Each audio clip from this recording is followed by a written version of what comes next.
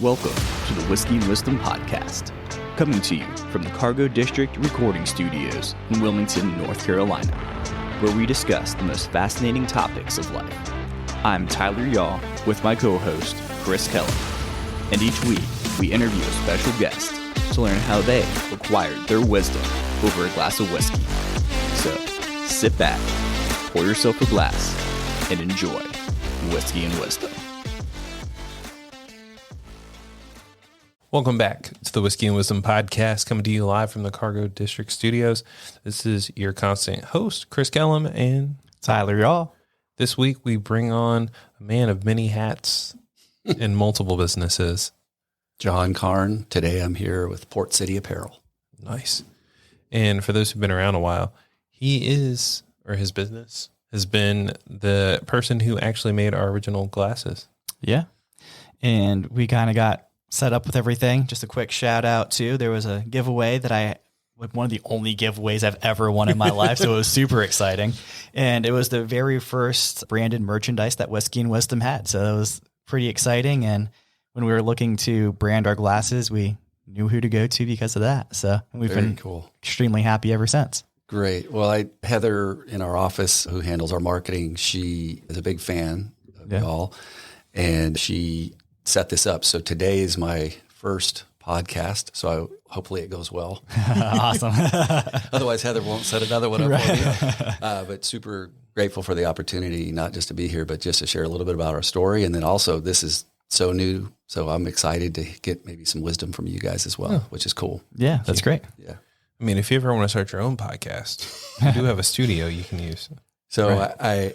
I think one of the biggest bridges from my generation to, let's say, Heather's in her early 20s, and then you guys in the middle, it's just this medium, and truly understanding, the power of it, and the ability for people to connect on a different level, and just that's a constant source of learning for myself as well as the other elderly people in our business. Anyone who's over 30 in our business is considered the older set, which is pretty funny. I get that, yeah. So anyway, but yeah, I'm excited to be here. Thank you. And actually, with that being said, too, just a shameless plug for Cargo District Studios, we're actually starting a summit. It's going to be called Build Your Community Summit. And we're bringing in people that have built pretty good communities around the Wilmington area specifically. And what they're doing is kind of coming out and saying, like, hey, these are the ways that we built our community around us. And the overarching theme for us when we talk about it is going to be how you can build your community using podcasts. Very cool. Yeah. So it's a kind of cool thing that's coming up, and it kind of fit into what you were talking about there. Yeah. And I think, like, for our business, we're connected with so many different types of businesses. Right. So Truly. I think there's 3 different customer groups that we serve. All of them have a community, but some of them are maybe in town. I'd say probably 50% of our business would be regional to the Cape Fear region, and then 50% is outside of that. But we get to interact, especially through our event products, like some of the marathons that we work with, some of the 5Ks that we work with. We work with a great company in town through Go Time and through Without Limits. We do a tremendous amount of events, and we get to go to see everything from Habitat for Humanity do their turkey trot, and then you see the actual end use of that, which is they raise the money and then they're building houses here in town for people that need them. And so it's great to be in business, and it's great to serve people, but it's also great to see the businesses that you serve serving other people, which is pretty cool. That's great. And before we get too far into it, Chris was doing a lot of research on our newest whiskey here. So tell us about what we're sipping on today, Chris. So I somehow walked through the liquor store and saw this bottle. I was like, oh, it's pretty. It's Baker's. It's from the Jim Beam family. But it's very interesting. So every one of the bottles, the whiskey has to have been aged for at least 7 years. 7 years. Yep. This bottle, actually, and it looks like they're all 107 proof too, which is kind of cool to do all that work to make sure it gets to the same proof. Yeah. But this one was aged for 7 years, 10 months. But traditionally, when they put it all in there, it's supposed to have a more fruit, vanilla, caramel on the nose, but your palate is supposed to be more of a medium bodied with little oak and vanilla. But they're all single barrels, so each one is going to taste a little bit different. I just took a sip and I tasted all of that. See, that's what I'm here for. Yeah. Thank you. So let's Yeah. take another sip and Cheers. It is good. You can taste that. Yeah, they definitely say the finish is robust flavors that sit on your tongue. 107 proof. Yeah. That's spicy. It is, but it's not as spicy as I was expecting for a 107. No, it's super smooth, but it hits you in the back of the throat, Yes. especially compared to the last one we had. Oh yeah, It was I only mean, like 80 proof. 80 proof, Yeah. So which makes a big jumped up difference. Like when you're- 27 in one shot. I feel kind of funny because I think I had a choice in the selection of Yeah. this. So I'm like, yeah, so if it's kicking you in the back of the throat, that was on me. Right. Well, it's nice too. Like I always look at whiskeys and I'm trying to figure out like when would be the best time to drink it, because a lot of people are like, well, I'm only a whiskey drinker, and I'm like, understandable, but I'm not gonna drink a Macallan all the way through summer. It gets too hot. Right. This, even though it's a 107, definitely has like a warmer taste to it. So I could see it as like another one of our like spring fall drinks, versus Yeah. we do have some that are like real spicy, like a lot of ryes. It's hard pressed to catch me drinking a rye in the middle of summer. I would think 40 degrees, little fire, feet up, sun setting. That's kind of what I'm thinking with that one too. Yeah. I It mean, may be a little bit colder for that one. Yeah. if it's 40, it's a little too cold. I would drink this at I like think that'll warm you up. Yeah. 60. Like if it's 60 degrees outside when I don't have mosquitoes or anything and you just can watch a sunset. Sure. Yeah. But I'm not going to argue. I definitely like your setup too. Yeah. I just don't have a fire pit. Yet. So with that being said, enough about the whiskey. Tell us a little bit about yourself, John. Well, as I shared, this is a second generation for us. And I say that we started our business, my wife and I, in San Diego. Oh, okay. So we're both transplants from Southern California, and we started the business there, had our 3 boys there, and through some just pretty big events, chose to move. A couple of those events were my wife was in a pretty serious car accident she was pregnant with our 3rd son. Oh, wow. And just through the process of just meeting with the doctors, and she was in the emergency ICU for almost 3 weeks. And they shared that our youngest son was probably going to have some severe just developmental issues from some of the blood loss and some other oxygen issues from my wife's accident. And at the same time, our business had a pretty traumatic event during the same 3-week period. We had a 4th of July T-shirts that we were making for a big customer, and it was a couple container loads, and they got seized by customs for an X-ray exam. They had a date on them.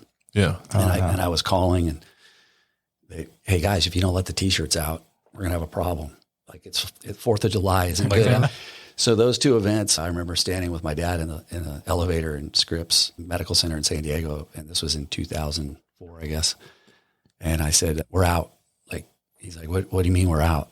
Because everybody was from Southern California, and I said, "We're going to move someplace where we can just get Michelle, get my wife, and then our 3rd son's Christian, just get him someplace where we can take care of him." And so that took a process to get everything done, and we moved parents, grandparents. We all came out here in 2000. Oh, wow, yeah. We actually bought in 2005, but we didn't move till the next year.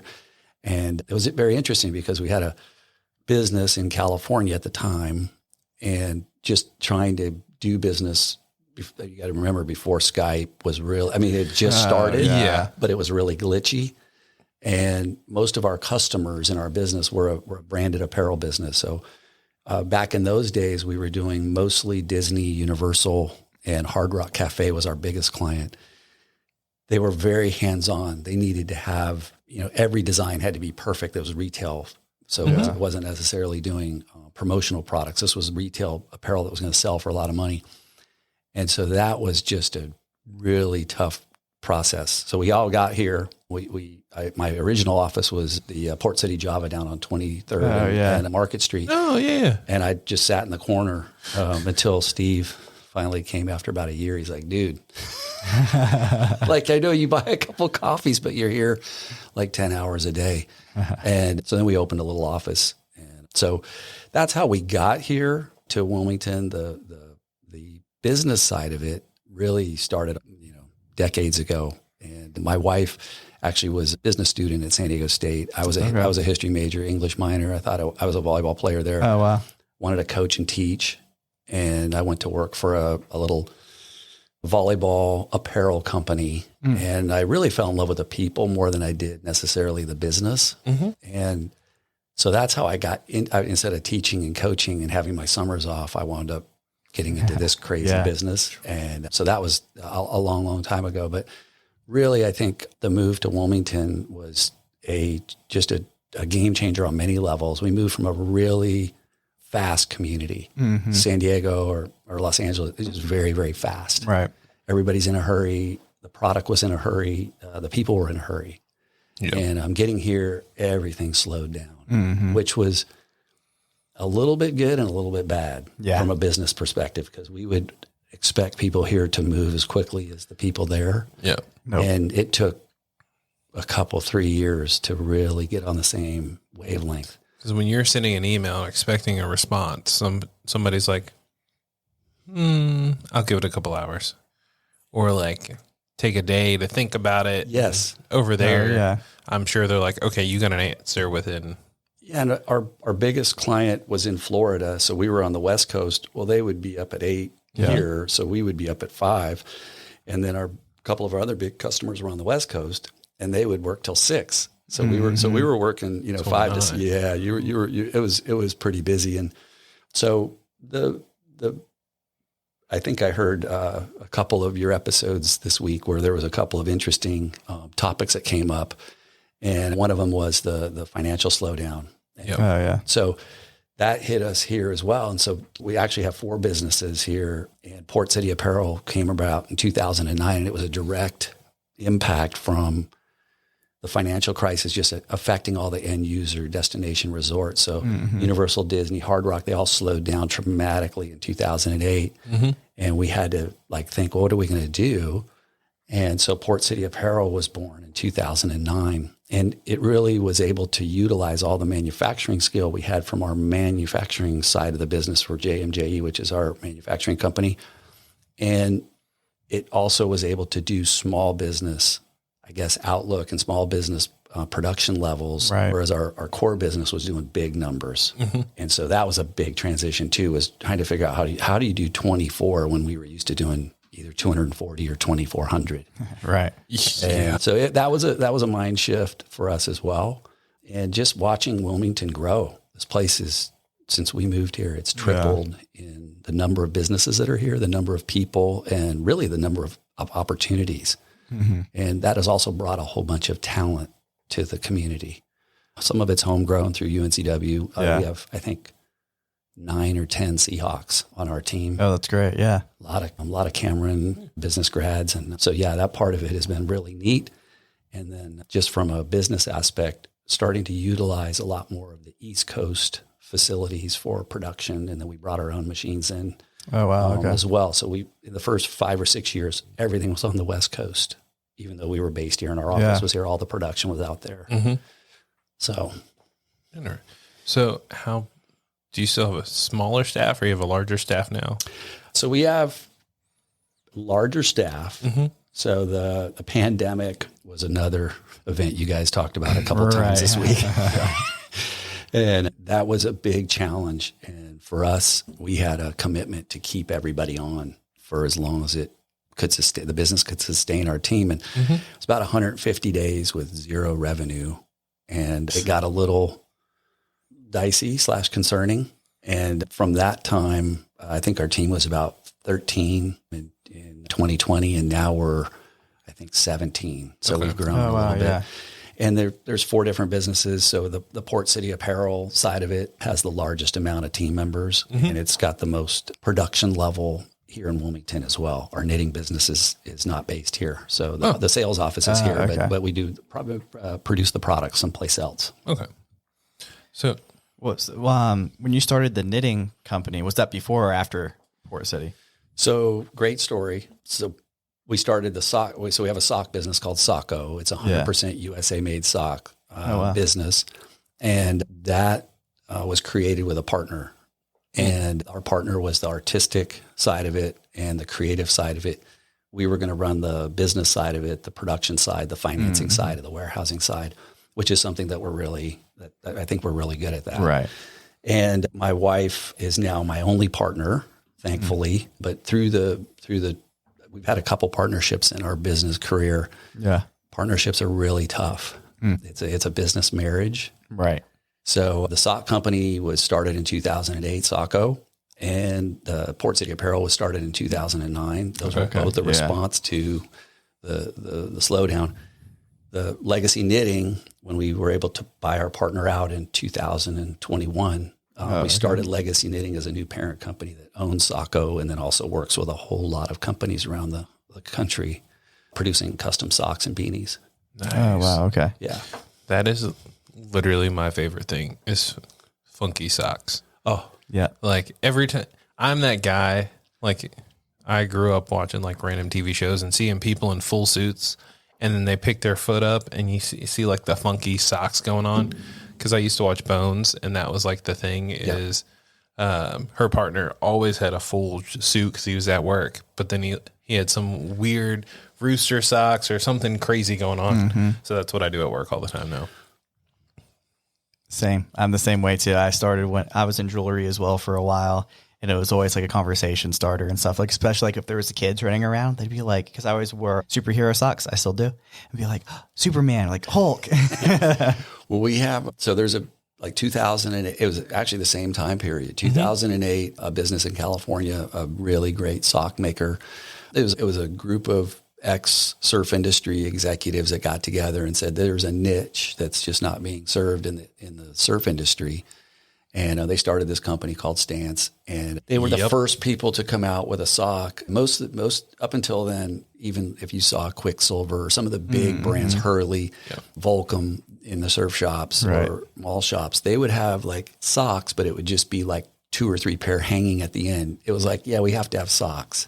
And they would sell them for like $4 a pair or $8 a pair. Stance came out and said, we're going to sell ours for $16 to $20 a pair. And people were like, you're never going to make it. And all of a sudden, every kid had to have these crazy socks. Right. So we started ours a year later. Our shtick wasn't having all the crazy stuff on them. Ours was a 3-stripe classic 70s tube sock. Didn't go so well. Retail, it turns out people Like the funky stuff. Yeah, they really like the funky stuff. So the first couple years we had some great ambassadors, and it was a labor of love. And thankfully, we had another business that could pay the bills, so we could build the brand without needing the cash. But as time went on, 3 stripes really got ingrained into fashion, and all of a sudden you saw everybody, from Louis Vuitton to Tom Ford to whoever the models were on the runway wearing 3-stripe tube socks. And about 2 years ago, we actually got a photo shoot with Anne Hathaway, this really cool photo shoot, and she's wearing our Socko socks. And very, very cool. So it's taken a long time for it to just probably just like this bottle. Right. It took a long time for Socko to kind of age and get into its own space. But it's finally starting to truck now, and we've got some great distributors. But the new sock business works much like PCA does. And PCA's serving a whole just array of different customers, from energy companies to mom and pops to food distribution companies to brands. And so the sock company is doing the same thing. And we just had an amazing, if you guys are into sun care products, Sunbum, very popular brand. So we just delivered a couple weeks ago, every small retailer that supports Sunbum will have 24 or 48 pair of our socks in their shop. And if you go in and buy some stuff, you'll see a pair of you get a free pair of Sunbum with a $30 purchase. So yeah, it's pretty, that's a pretty cool, it's a great brand for us to be collaborative with. Yeah. I mean, I always, as I got older, I had to figure out what products work on my skin, because I end up allergic to stuff. Half of them. Yeah. And I'm like, what is in all this? And you never know. But Sunbum has been really good. I'm pretty sure that's what my wife uses. Oh yeah. I just get a sunburn. I went to Puerto Rico during the pandemic. My youngest son, Christian, by the way, fun fact, just back up. So we move here, we get everybody here, we move the businesses here. It's excruciating. My youngest son doesn't really say a whole lot till he's 3, and everybody's like, oh, well, this is the effect of the accident, and there's going to be more that's going to come out. And it turns out he has issues, none of them related to the car accident. Yeah. So anyway, he's actually going to be at UNCW as a freshman this year. So nice. Oh, that's great. So shout out to Christian and the Seahawks. But we go to Puerto Rico on this mission trip, and I'm there, and our doctor's there, and I'm putting on the fancy sunscreen, and he pulls out a tube of Desitin, which is diaper ointment, Right. and he's putting it on, and I'm like, "What are you doing?" And he's like, "Well, look at the ingredients." And I'm like, I look at it. He's like, "This is the best sunscreen on the face of the planet. It's $1.50." I'm like, "You got to be kidding!" So I use a little diaper ointment now. Huh. Interesting. Anyway. Never would have guessed. Do what you got to do. Yeah, Right? exactly. Oh, that's I mean, funny. We've just like being here. Oh, you can pull that closer to you. Kind of stretch. Like being in where we're at, talking to people all the time and learning things. I'm like, there's so many businesses that get the big name because of their marketing. Like, I love MJ. I mean, I'm gonna put him up there as one of the best basketball players of all time. Agreed. But like his bottle of liquor is always on the top shelf because it's just a tall bottle. Right. Doesn't mean it's the best bottle. Yeah. So for us, and my middle son is a big MJ fan. Yeah. And so he'll be listening to this later, and he'll be like, "Dad, come on." I have like, anyway, we won't even get into my top 5, but MJ's definitely in the top 5. Yes. So anyway, from a marketing standpoint, I think that's a really, again, an interesting play between the generation that I come from and this new generation that understands not only the social aspects of media, but also what's going to be coming with AI and just like, I mean, Mark Zuckerberg creates a new, whatever it's called, thread, and all of a sudden he's got 40 million followers in 2 days, and you're like that's how quickly things can change, Yes. right? So for us, we didn't market very well, and it wasn't because we didn't have the desire, and it wasn't that we didn't have the budget, but we didn't have the talent.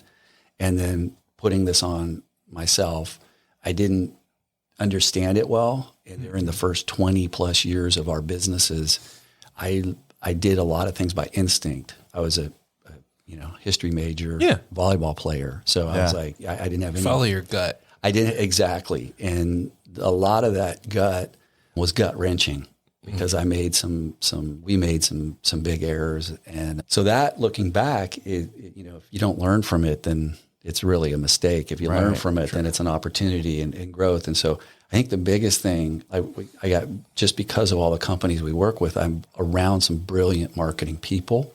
And I happened to meet one at Stone Brewing. His name's Chris Carroll, and he's got his own consulting company.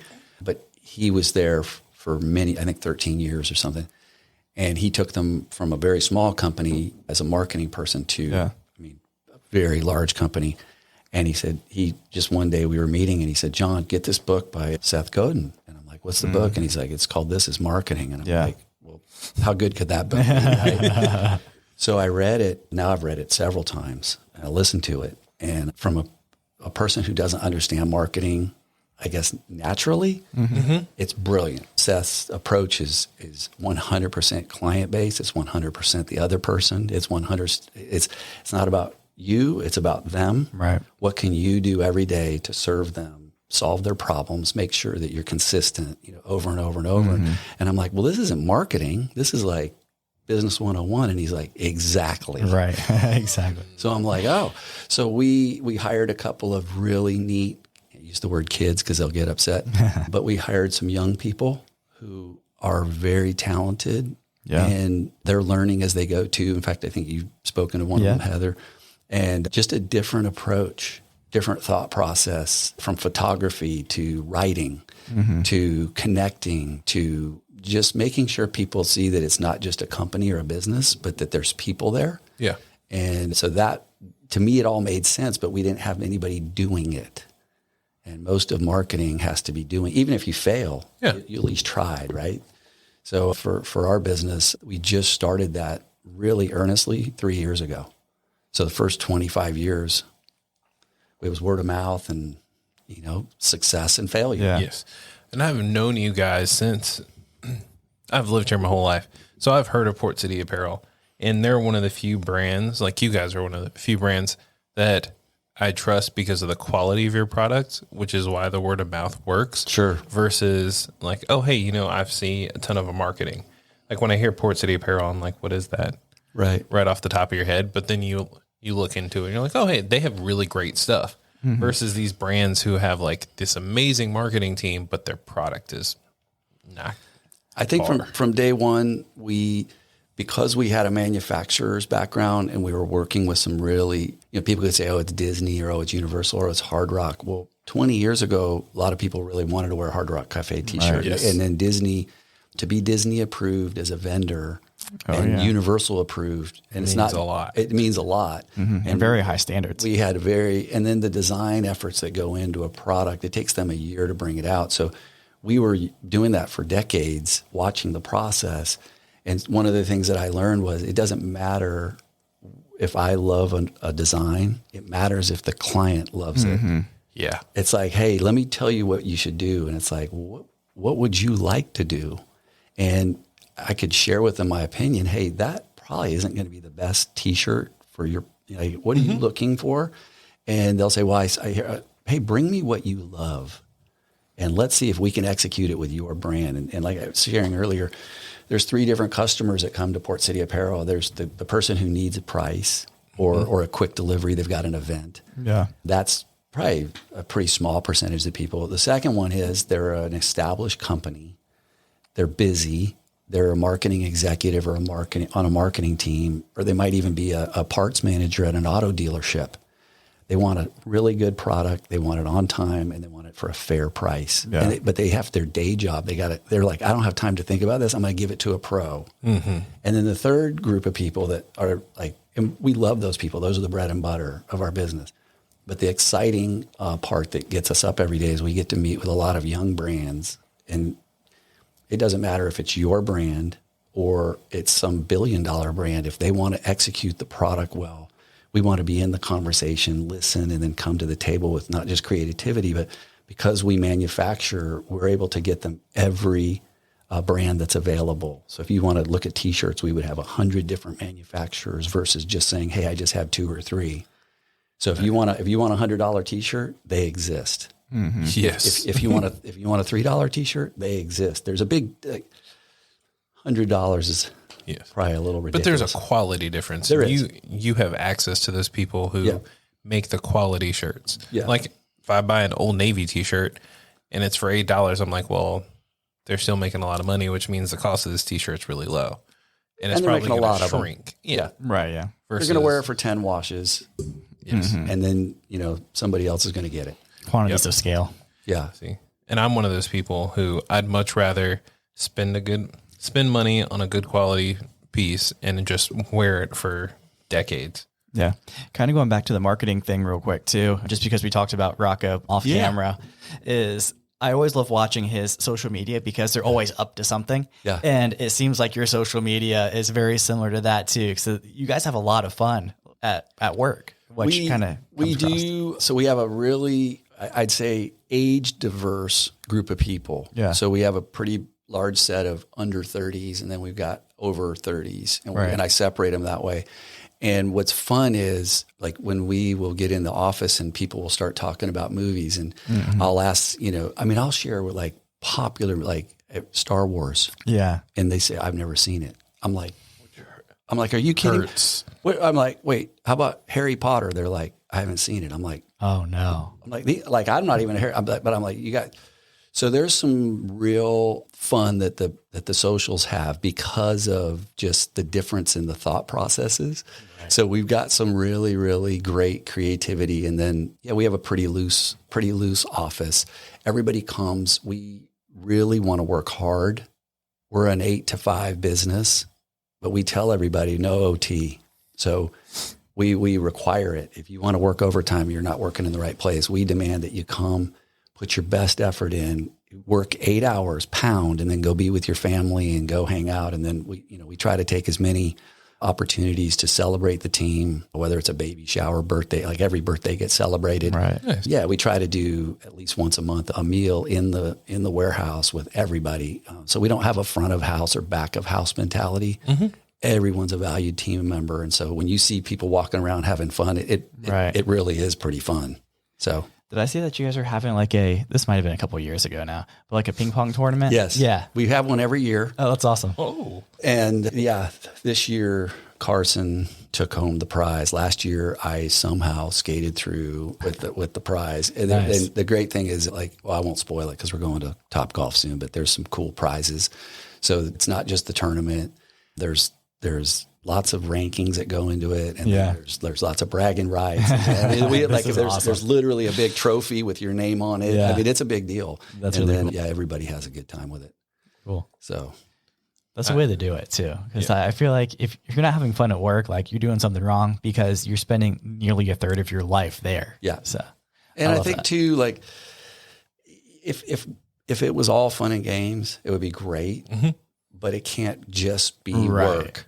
So All the time. Yeah, all the time. And if you're serious all the time, it can get a little taxing on everybody. And we have stressful times just like everybody. Like this last 3 years has been just an odyssey. Yeah. Not just for our business, but for a lot of our customers and a lot of our vendors. We had a lot of customers that didn't make it. And that's just a reminder that, this place is fragile. Yeah. And business is fragile. So, one of the best things that we did during those 150 days when there wasn't any revenue, we had some salespeople that are awesome in our office. And they were like, John, we were working remote.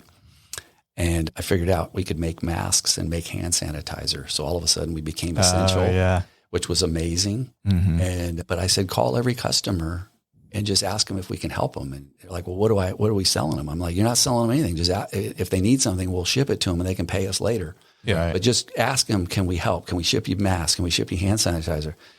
And they made thousands of phone calls over that 4 months. Yeah. And the fall of 21 or fall of 20, spring of 21, our business increased so dramatically because of all of that effort as people remembered, and so it wasn't necessarily fun, but it was like, if we got to be here and we're going through this, let's try to at least assist these other people that were really struggling. And we were going to get hurt no matter what. Yeah. So you might try to help somebody if everybody's hurting, let's at least see if we can be helpful. Yeah. That's a great mentality to take for that. We saw it around Wilmington too. There was a restaurant.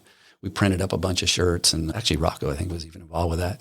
And just trying to raise money. We went out to some of the breweries and just buy whatever they were selling. Just try to help them out. Yeah.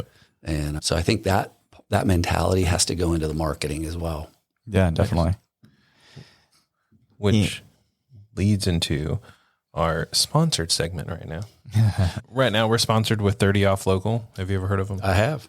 So we're working with them because we figured we're a local podcast. We want to help support local and might as well save a little money at the same time, because their motto is kind of shop local, save local, support local. Sure. And it's really awesome because they actually support a lot of local restaurants, bottle shops, maybe me in the future, local events, fine dining, especially for us. I think it's really cool because there's places in the Cargo District as well as some fitness shops and fine dining. I mean, I'm looking at this list of spots and it has a view at a loft. Is that how you say it? Yep, a view. Yeah, that's one of my favorite places to go to, which it always helps get the 30% off of there because it's a little pricey when you're doing rooftop bars. So. But it's cool because you get a full price gift certificate for 30% off. You just go onto the website, make an account, and you can purchase these gift certificates, and they kind of send it to you on your phone. You can print it out, show them to them. And I'm like, like I said, shop local, save local, support local. Yeah, and we're always looking for different sponsors and stuff too, and it has to make sense for us. We're very picky like that. Yeah. So when we kind of saw all of us come together, hey, this is exactly what we're trying to support. So this makes a good partnership. Well, I'll tell you, going back, Eric McCart came to us maybe 3 years ago. It was literally right before the pandemic. Yeah. And he just shared with us, what it would mean to be involved with their business and marketing and sharing. And so we committed to that. And it just has been, I'll say, nothing short of amazing and wonderful, not necessarily in the phones ringing or whatever, but just in the connections that we've been able to make. Then also the people that know other people. You're just so surprised. You walk in and you're like, oh, there's 3 people in the room, and they're everybody points at each other. And so, we haven't been a sponsor of that, but I will tell you, we're pretty thoughtful, and we love to sponsor great things. So I would be interested to hear more about what we could do with you guys as far as something like that looks like. Yeah, definitely. We love it. And like I said, and we do small shout outs all the time, but your brand, like when Tyler bought these glasses, I was like, you were the silliest person ever, because we hadn't even had like 3 episodes and he bought these but they've lasted and they're still. Yeah. And just having a guest be able to take this home with them. Yeah. It's that extra the extra point that you're talking about too. Yeah. And it's thoughtful. Yeah. Very thoughtful. It's memorable. For you guys too, like you're always out purchasing products. You're always shopping someplace. There's such a big chat about sustainability and about, definitely what impact the industries have on the planet. And for our industry, it's a real big discussion point, because things that don't get used, or they get used once and thrown away, right? That's just not a positive. No. So if you're a business, like for us, John, you're marketing, buying higher end products or more quality. Yes, we are, because it'll get used more, it'll be seen more, it'll be more valued, and you won't have to come back and buy it, day after day or year after year. You buy, so products with planned obsolescence it's not for us a smart move. Yeah. So I love that, something like this is going to be used, over and over by somebody when they take it home, which is great. That's exactly what we want to do, is create a product that someone's going to use literally over and over and over. Yeah. It's fantastic too. Every time we get a picture from one of our past guests that like has it out like on their back porch or something, it's like, hey, drinking a whiskey out of the Whiskey and Wisdom class. That's super cool. And I'm sure you guys see that all the time. We get a lot of photos, and we get to share a lot through, the great thing is just the people that we have. I want to call it a relationship. Even if it's transactional, the people know that it's first class, and they're going to be, everything from the order confirmation to the follow-up to even the invoicing, the way that we do business is going to be first class. And so at the end of the day, when you see the product out there in its natural life being served or being used, you're like, wow, that's so cool. And it's easy to see it with the races and the events, but when you go, like we walk into car dealerships that we work with, and everybody's dressed head to toe. I mean, just super tight. Like, wow. Or you go into a coffee shop, it makes a difference. And you walk into another business, and you can tell someone, they don't have that same attention to detail, or it's not important to them. And maybe I'm biased, but the people that really care about that, I notice it, and I'm sure other people do as well. Oh, they do. And, but just more subconscious, I guess. It is. Yeah. If you care about it, what else are you caring about? Yes. So if the people present really well and the product's awesome, then that business really cared about what the people's perception was of their brand. Yeah. Yes. So we're at the funny part of the episode. Well, you mentioned going into coffee shops. Yeah. And I see a note here that you do drink a lot of coffee. Yes. Do you make it at home, or do you go out to like local shops? Yes. So all of the above. What are your top 3 local places to go? Okay. So that's not very, Starbucks. so I'm going to start. Well, I don't frequent Starbucks. Oh, okay. If I need to go there, if I'm at an airport or whatever, it's great. You know exactly what you're going to get. So I'm very partial to a little shop here in town called Social Coffee, one on Oriole Drive. Yes. And actually, we just gained an awesome new team member. We took him away from Social. So I make so this is a fun fact. 10 years ago, I was just talking to one of our neat team members, and she's like, John, when I first started here, you were drinking Folgers. and it was rough. I'm going to tell you, so rough. She's like, what? So I do make coffee at home. Then we make it at the office. And then I'm one of those kind of strange people that can have a pretty big cup of coffee at dinner and be asleep 5 minutes later. Same. So caffeine, it does tend to, I guess, get me going, but I love the taste. And I love the flavor, and I love the smell. It's something about the warm, and I don't even drink it all. I just hold the cup, and I love smelling it. Yeah. So, other fun fact for this show specifically, the last time I had a drink like this was in Cabo San Lucas 29 years ago. Oh my goodness. Yeah. Sorry. No. I wound up in a tree, in the middle of the bar. They had to get me out. They had to get me down. And my wife was like, come down. And no. So anyway, but yeah. So that's another story. But you said funny. So Yes. It wasn't funny at the time. We can laugh out about it now, but yeah. Right. I wound up spending the night outside. It was like 110 degrees. Oh my And my goodness. wife locked me out of the condo. She's like, you're out there. I'm like, oh. You have to sweat it out. I'm kind of sad I just let that story out because Right. Everyone's like, you have to have a good story. Yeah. And I like that. if you'd been there, it would have been the most amazing story. You'd be like, this is so good. Yeah, definitely. I love it. Yeah, no, So what, real fast too, since we were talking about social, since they're roasting their own, they just started doing that. They just started doing it now. So is that what you're bringing into the office now, or? So no, I don't know exactly what is in Pete's or in the. So we have Pete's. Oh yeah, the Pete's coffee. Yeah, Pete's coffee, and I don't like French roast. I don't like a lot of the flavor. I like dark or I like Colombian, but I like it where it's pretty strong. And I drink it black now. So I was drinking. Same. So I was drinking too much. I was drinking probably a couple pots a day. Oh yeah, and I'm like 24 cups. So then I've cut it way back. So now I'm trying to have like maybe 7 or 8 cups a day. Okay. But cups, like Right, not like mugs. not a venti, And then I throw half of it out. But I love when I say I love coffee, I love coffee. Good. Yeah. And everybody around me loves coffee. Yeah. I'm the same way too. Yeah. Blue Cup has a pretty good cup of coffee. Okay. Yeah. So I get, And that's right here? yep, that's Okay. right across the street from us here. Okay. So I go there quite a bit, and I'm the same way. I only drink it black now too. Yeah. When I did 75 hard 3 years ago, you have to start cutting out like carbs and stuff where possible. And I was like, this added sugar and creamer is just wasted carbs for my day. So I started drinking it black, and then that's when you can really start diving into flavors of coffee, is when you're drinking it black and kind of figuring out like, It's so is this rich. good? Yeah. And you can tell then somebody will make a flat cup of coffee and you're like, thanks, but no thanks. Right. Yeah, you're like, I mean, I love Denny's coffee. I do, but it's just not. That's what I was drinking Folgers back in the U-Band, Yeah. Just not the So- same. It's not. Well, I joke about like drinking coffee. I don't drink it. Everyone looks at me like I'm crazy because I don't drink caffeine like that. I'll drink tea, but that's just like, I have a free day with nothing planned. So sure, I'll drink a cup of tea. But we started work at Reed's and we offer coffee. Okay. And because I support local, I just try to go to like the local coffee shop Sure. and like buy a bag.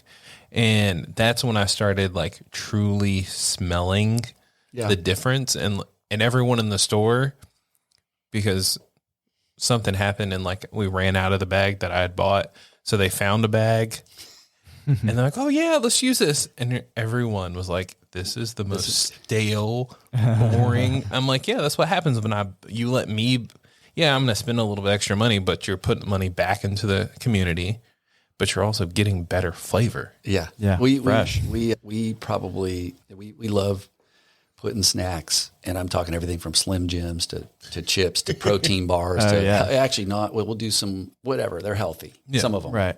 a couple of them are healthy, and it's great because everybody at the office, can just dive in, and then the coffee's always there. And there's a couple. Probably I leave it. By the way, do you freeze your coffee? Mm-hmm. Okay, so Summertime, I do freeze my wife's extra coffee, so that way when we go to the beach, she can have an iced coffee. okay, so I put I'll fresh grind everything. I put it in the freezer and I tape it tight, and it'll keep 90% of its flavor for about a month. If you leave it out, then it'll start losing a lot of its. Yeah, put it in the freezer. That's what we do too. Oh, I thought you meant like once you make the coffee, No. you freeze it. No, I'm talking the the beans or the ground. grounds. The beans not so much, but the fresh ground. Once you grind, And once you grind it up, put it in the freezer. Yeah. It'll just keep that pop. I'll have to. I mean, I have plenty of space in my freezer, so I'll just store my coffee in the freezer. Yeah. So I just have a quick question for you two. Yeah. So for the process of this, how did you all get together? I mean, you probably have shared this on other episodes, but this is my. Oh, no, yeah. Yeah. So We both worked at Reed's together. okay. Actually, yeah. And so we worked together at Reed's for a few years, and we just kind of hit it off there. And I started over at my new job. I'm a financial advisor now. So I went over there and we still got together and hung out, got drinks, and knew we wanted to start a podcast at some point. And we were talking about what we were going to do. We wanted to share other people's stories. Sure. And we're asked people around like, hey, what should we name this? Or like, maybe we'll have a whiskey component, like who knows? And then someone offered up Whiskey and Wisdom, and we're like, you know what? That makes Very a lot cool of name. sense. Yeah. Yeah. Oh, it's great. I love the collaboration too. Just I'm listening to you Yeah. and it's great. Oh, it's quite literally because we work together. Right. Yeah. There's a lot of there's a lot of of teamwork. background stuff here. Oh yeah, there's a lot of teamwork that went on because like we have just enough different personalities, but enough similarities. Sure. That like we're not going to get on each other's nerves too much, but different enough where like I tend to be more like the serious stoic type of, and then Chris will definitely lighten it up. So I knew if I just had an interview podcast with someone, it'd be quite boring, and if Chris had an interview podcast, you wouldn't know what you were talking about. So No, he at least has some research. Like Sure. we've gotten better. Like we don't have official seasons, but you can kind of see. Yeah. You'll notice when we change something in the podcast because we'll like do a little bit more research and we'll know something. And that's literally just me just chilling like, oh, hey, I showed up.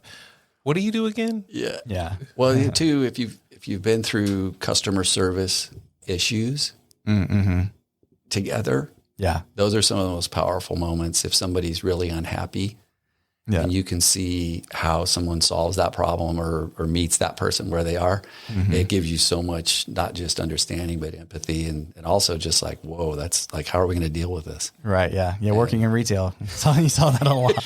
Yeah. So Chris has a last question for you. Then I have a question following up after that. Yes. So question is, because you've had multiple businesses and you have quite a large family that's been brought over here, what would the definition of success be for you? Great question. I think it's probably changed dramatically. If I were to go through each decade, you mentioned, fine watches earlier. And I think when you start a business, the goal is, at least in my thinking, was that you wanted to have some financial independence. You also wanted to have some flexibility, but most importantly, you have an idea or a way of translating a certain task or a product so that the public will see it differently than someone else, and you'll get more customers and you'll succeed. And I think that was initially what we sought to do. And then the second part of it, we once you have some success, you want more success. And so when you're defining success, it could be financial, it could be reputation. And then, now going on I would say we're in the third quarter, my wife and I, of the game that we're playing. Yeah. Maybe closely at the end of the third quarter. And I think now it's much more based on the community that we have. You mentioned that word earlier, and I know it's a little cliche, but the community we have is, we have customers that we care about deeply, that we have long-standing relationships with. And some of them are personal, but most of them are just professional. And then we have team members that we literally have to shepherd every day. And our goal is to grow those people. And I had a couple of really, really strong mentors that came along.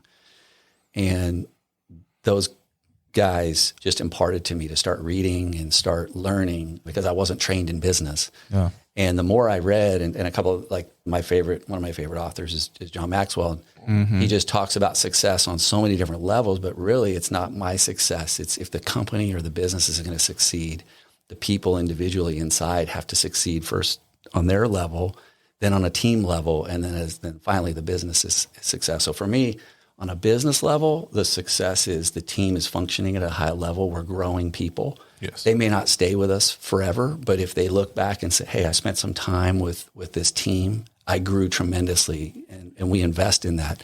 We have we're reading books, we're learning, we're watching, programs that are helping us grow as people. From a personal aspect, we have our youngest son leaving. My wife and I, we're down to just having my dad, who's going to be 90 here pretty soon. Ooh. So he lives in a little cottage on the back of our little property. Oh, that's great. So we're getting rid of all the teenagers, but we're just down to him. But he has his own insurance. Oh yeah, his own car. he buys his own groceries, so he's easy. Right. But I think from a personal aspect, faith and family are the most important things for success.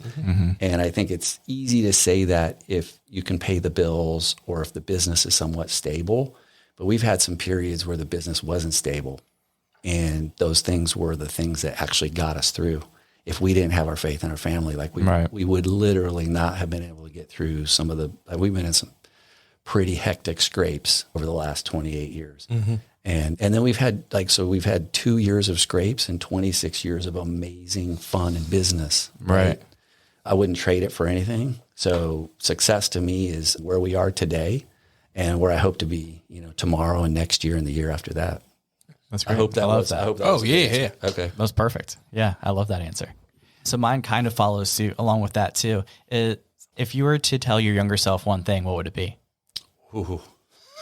Yeah. I share these stories in the office frequently, and my kids know most of them. My wife knows most of them, all of them. The younger me was very angry and very competitive. Yep. And I was competitive because long story short, I'll try to make this 30 seconds. I wasn't born here. I was born overseas. Okay. At the age of 5, I had to go away to boarding school. So I got to see my parents maybe 3 weeks out of the year until I was close to a teenager. We moved to the States when I was about 12 years old. And when you grow up in a dormitory and you learn how to be really good at fighting for your food and fighting for everything else. And so the younger me hurt a lot of people. And that's a tough place to be. So I guess if I were to look back and say, I guess the most important thing I probably should have done was had a lot more grace and mercy for the people around me. Instead, I had a lot of anger. So I'm super blessed and grateful now to be where I am. And I'm a shell of my former self, which is great. Yeah. And I'm much more in tune with the people around me and my family. But yeah, the younger me is not a good. It was not a pretty picture. Yeah. So anyway, no, that's did that great. Answer that? Yeah, that's super powerful. Thank you for sharing that. Yeah, that's good. Since we're wrapping up, do you have anything you guys want to shout out?